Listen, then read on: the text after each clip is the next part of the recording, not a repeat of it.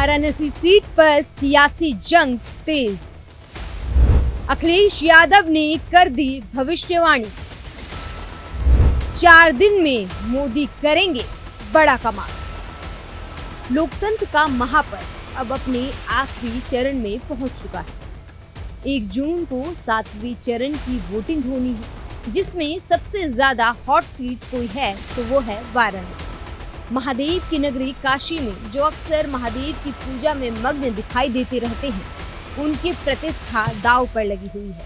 हालांकि विपक्ष भी मान रहा है कि काशी वासियों के दिल में मोदी बसे हुए हैं, फिर भी पीएम मोदी 4 दिन यही डेरा डालकर काशी वासियों को लुभाना चाहते हैं। प्रधानमंत्री नरेंद्र मोदी वाराणसी लोकसभा सीट से तीसरी बार बीजेपी के उम्मीदवार हैं और बीजेपी यहां पीएम मोदी को चुनावी इतिहास की सबसे बड़ी जीत दिलाने की तैयारी है। बीजेपी पदाधिकारियों ने 10 लाख से अधिक वोटों से प्रधानमंत्री की जीत का टारगेट रखा है।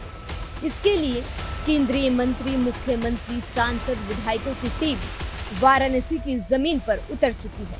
वहीं इंडिया गठबंधन ने पीएम मोदी के सामने अजय राय को मैदान में खड़ा कर दिया।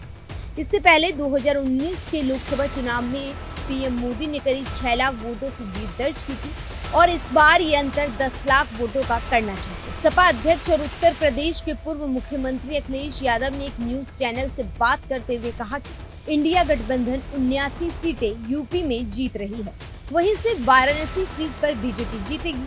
ऐसे में जब बिना लड़े ही बीजेपी की जीत अखिलेश यादव इस सीट से मान रहे हैं, तो फिर यहाँ से अजय राय पर दांव क्यों लगाया गया?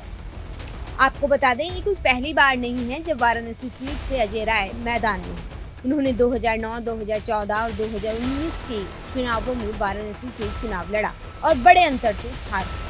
लेकिन फिर भी विपक्ष उन्हें प्रधानमंत्री नरेंद्र मोदी के लिए इस रेस में सबसे बड़ी चुनौती मान रहा है। ऐसे में अब देखना होगा कि अजय राय अपने हार के अंतर को कम कर पाते हैं या फिर जीत दर्ज करके इतिहास। पीएम मोदी तीसरी बार वाराणसी से सांसद बनते हैं या फिर जनता कुछ नया कमाल करती है। वाराणसी लोकसभा सीट पर अगर आबादियों की बात की जाए तो 75% हिंदू आबादी है, वहीं 20% आबादी मुस्लिम है। बाकी बची 5% आबादी में अन्य धर्म के लोग आते हैं। इस सीट पर 65% आबादी शहरी क्षेत्र में और 35% आबादी ग्रामीण इलाकों में रहती है।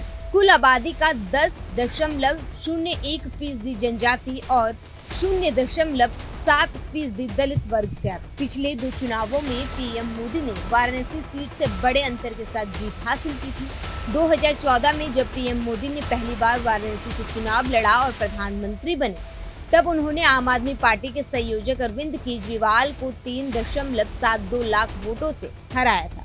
2019 में पीएम मोदी ने फिर सीट से जीत दर्ज की और अंतर को बढ़ाकर 4.59 लाख वोटों का रखा, जिसे इस बार बीजेपी और प्रधानमंत्री नरेंद्र मोदी खुद 10 लाख करना चाहते हैं।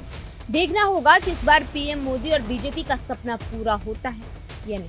Bureau report.